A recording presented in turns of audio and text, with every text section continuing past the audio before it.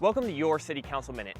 My name is Daniel Seguin, and today we are going to be talking about what happened at the February Jacksonville City Council meeting. First off, I want to congratulate Texas National Bank for being awarded Employer of the Month by the Jacksonville Economic Development Corporation. This City Council meeting was chock full, so stick around to see all the surprises that happened. I'm going to start off by just listing out some of the things that they approved, because it's quite an impressive list. Number one, they approved a joint election between the City of Jacksonville and Jacksonville ISD that will be held on May 7th. As a part of the election, the City Council approved an agreement with the county to rent some of their equipment to utilize for the election. The City Council approved the annual use licenses for the baseball and soccer associations. They approved a joint representation agreement between the City of Jacksonville and Jacksonville Economic Development Corporation for the Norman law firm to represent them both. The City Council declared some items surplus that the city owns and no longer needs, and they appointed Becca Yoakum to the Keep Jacksonville Beautiful board. Next, we had a presentation of the racial profiling report by the Jacksonville Police Chief, Joe Williams.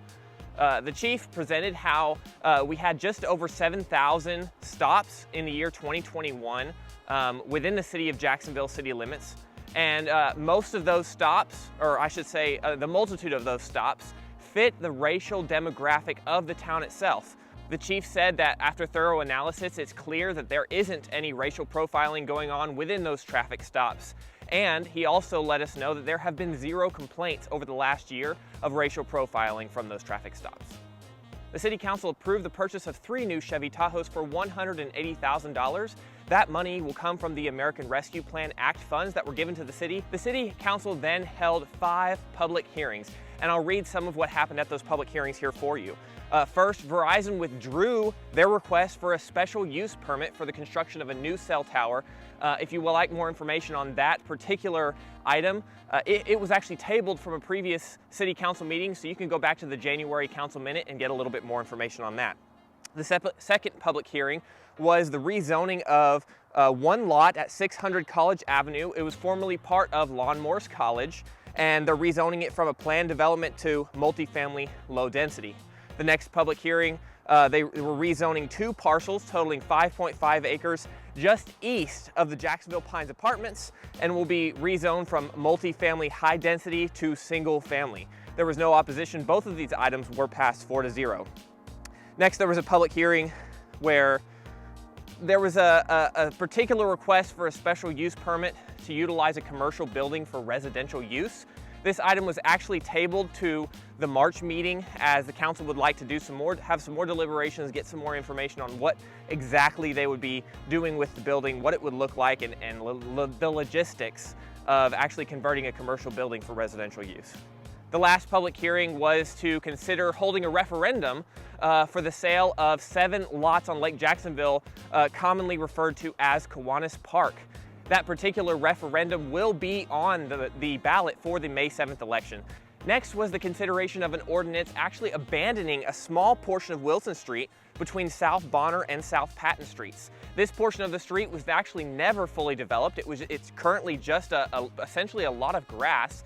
The property was originally owned by the railroad, and the city simply has some right-of-way to construct a street there if they wanted to, which they never did. That property will now be officially, quote, abandoned by the city so that the property can be sold for development of commercial use. The City Council considered a resolution to ratify a sales agreement to purchase the clubhouse at the Cherokee Ranch Golf Course for a total of $750,000. The City Council passed this at a vote of 3-1, with Hubert Robinson dissenting. The City Council then considered and approved the closure of Commerce Street for the Barbecue Fest to be held on April 9th. For more information on the Barbecue Fest, please visit the Jacksonville Police Department Facebook page. During the open forum for the mayor and city council, the mayor opined about the Citizens Police Academy program.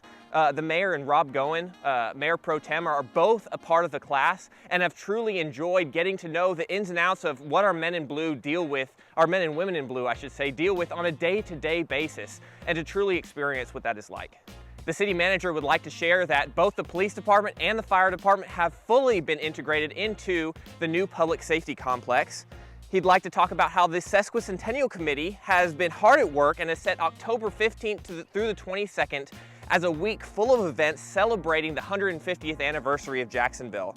He also mentioned that the time capsule that is buried there at the park right next to the old fire department will be opened on May 11th. So keep an eye out, mark your calendars, check our Facebook page and our website as we'll be announcing more details as it gets closer.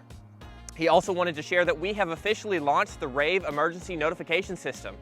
We launched it early due to the ice storm that we were having a couple of weeks ago and wanted to preempt that just in case there was any information that needed to go out in a timely manner. To learn more about the RAVE notification system, please visit jacksonvilletx.org/alerts. That's jacksonvilletx.org/alerts.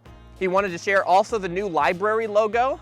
In addition, that we brought back the cash-operated printer and added an accessibility door at the new library location on Commerce Street. So to see more about those 3 items, please visit the Jacksonville Public Library Facebook page. The city manager also was proud to announce that Starbucks is officially starting demolition on their property on 69 just south of Tradewinds, and they will be starting construction here soon.